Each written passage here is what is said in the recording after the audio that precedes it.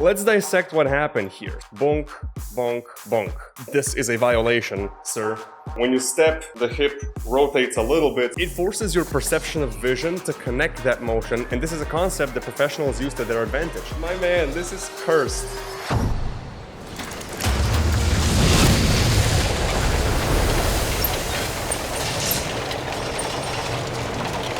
What's up, animators, and welcome to Gear, a series where you send me your work and I give my expert art reviews. Last episode did somewhat okay, so I said, let's do it again. I got a bunch of responses, we'll be going through them. I've got a new lighting setup, I fixed the microphone. Also like and subscribe, yes. First up, we have a submission by Meebits. He says, I don't know what to say, I'm just looking forward to improve and get some nice tips. Nice tips you shall get. Okay, so this is FNAF, the Freddy guy with the cameras. I wanna say I love the lighting. There seems to be like an oil paint effect over everything. Like, it looks like brush strokes. I'm not sure if this is because of compression, because of an actual conscious effect, or like low samples and denoiser, I'm not sure. It feels like an oil painting, which is really nice. And one of the things that I like about this is the fact you can still see a whole lot of detail, right? Like there's different shades and tones and little brush strokes and stuff. I think this looks really good. The render is very stylized, but the whole image just holds together because it's a uniform style across everything. The lighting is good. You use contrasting lights, you know, green, purple. It's hard to miss with that. The lights are placed in a way that clearly highlight the edges and define the shapes. Nothing is obscured or unrecognizable. So all around, this is just a cool render. Nice job. Next up, a submission by Kaki? Kaki Hobbies? I'm so sorry, man. This is a short animation I made during the Silly Billy song trend, Friday Night Funkin', okay? It was made in 3 days, tried using animation principles, and cell shading. Cell shading is cool. Let's see it. Epilepsy warning flashing lights. I warned you. Okay, I can see the cell shading. I like the animation in the background.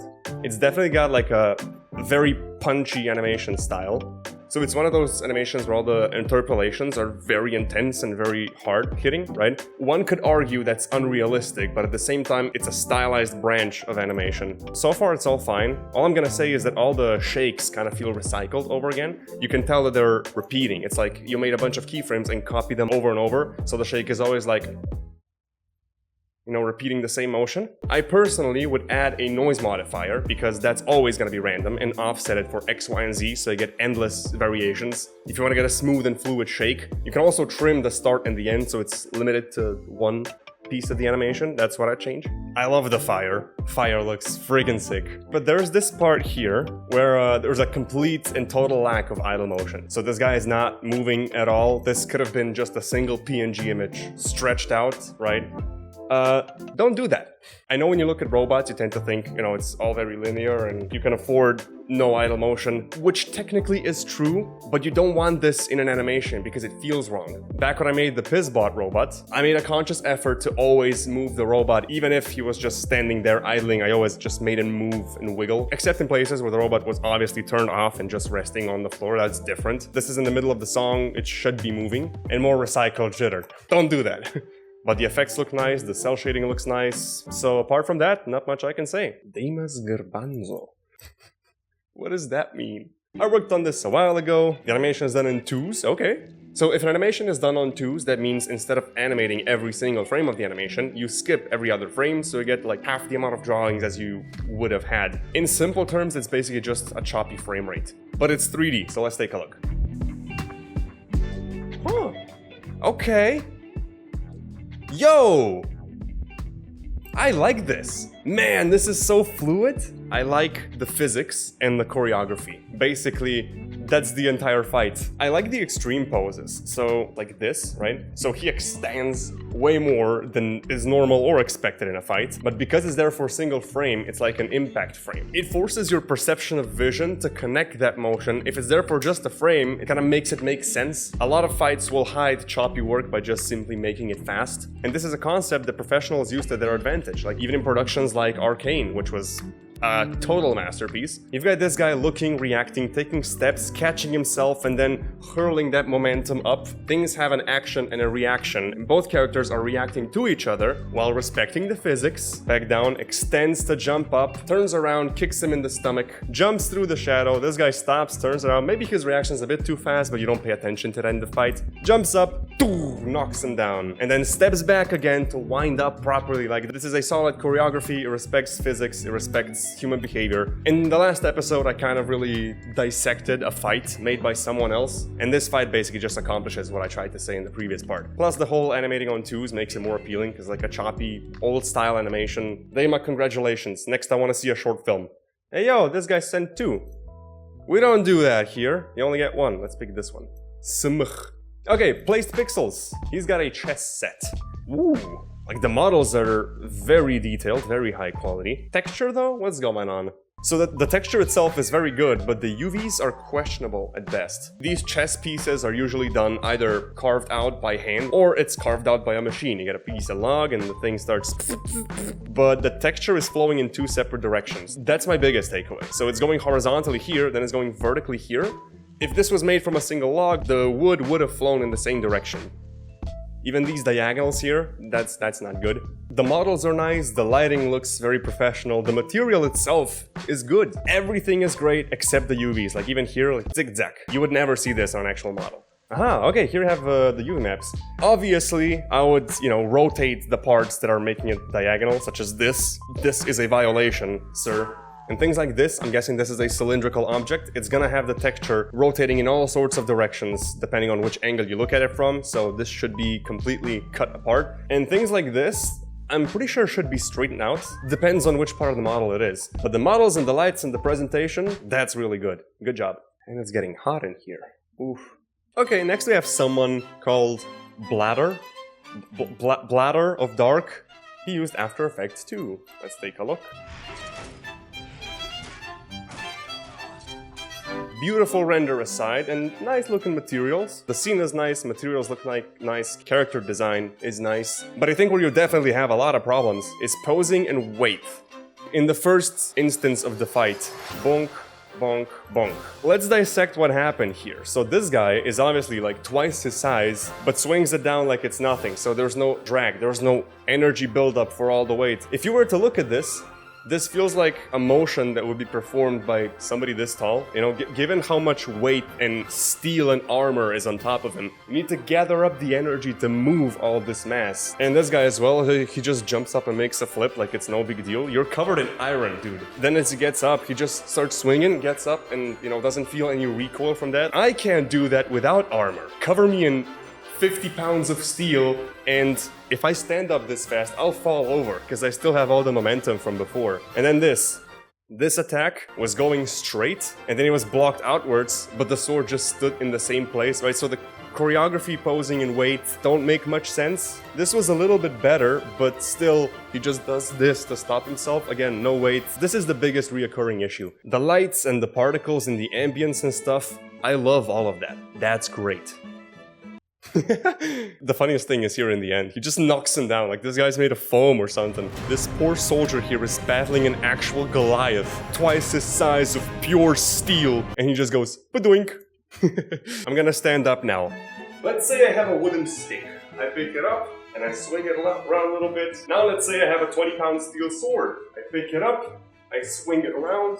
It takes much more energy and much more time to get it to move and also to stop all the momentum. That's what this fight is lacking, for sure. Everything else though, in the scenery and the lighting and the ambience, looks absolutely majestic. E-Jack. What's E-Jack sending me? What the fuck is this? Alex goes for a walk. No, my man, this is cursed. I don't like this. Low poly objects in a voxel environment. And bare feet, just put an OnlyFans warning on. Okay, this whole video is just a walking, so I guess let's comment on the walking cycle. So from this shot here, all I would say is that she's swinging her hips too much, and the arms are kind of dragging around the torso. I have to stand up again. Look at my shirt. This is sweat. Really hot in here. I'm trying to recreate this. I feel like an idiot now. Well, she's swinging a lot. I feel like the hips should rotate more rather than move more, right? So when you step, the hip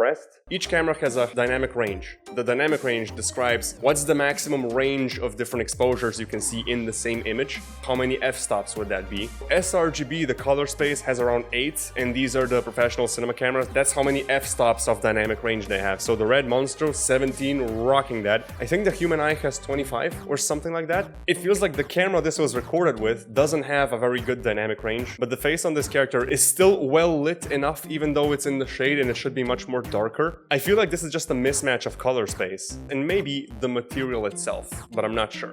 See, like even here, it has like a weird contrast clarity effect. It's like you accidentally rendered this completely blurred, but then tried to add a sharpen effect. That's kind of the feeling that I'm getting from this. Then I guess in places like this, you can see sliding on the wheel because the wheel is rotating way too fast for the movement. It's like little things like that. But still, like, this feels too bright. Is it a mismatch of color space? Is it a lack of an HDRI? Did you actually, try to recreate the lighting yourself, or did you have an HDRI from the location? The shadows on the robot are too bright, at least for the top part, like with the head.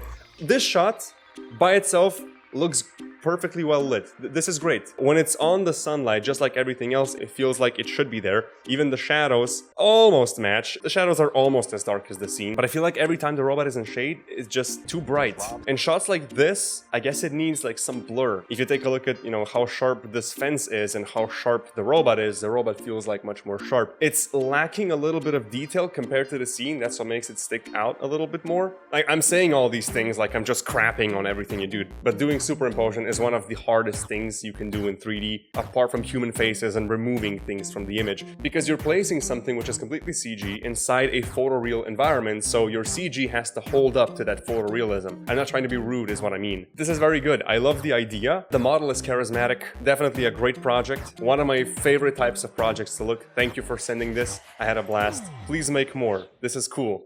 This one's from Goofed. I put an oil filter over it to give it a painted look. Let's see. Huh.